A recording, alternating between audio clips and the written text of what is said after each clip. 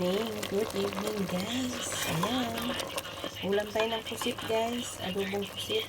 Naman na yun ang ulam namin guys. Tsaka piniritong isda na ang tawag ng mga isda yun. Nakalimutan ko. Anong isda yan, Sherry? Isda yan? Kabalyas daw. Kabalyas. Fish. Tsaka ito.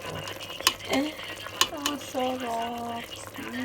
Tagal-tagal ko hindi nakaulam nito guys. Namiss ko to. Kaya request ko sa husband ko na sabi ko magluto ka ng pusit na adobo.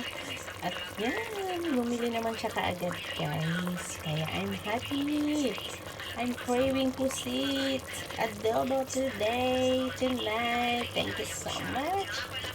Thank you guys.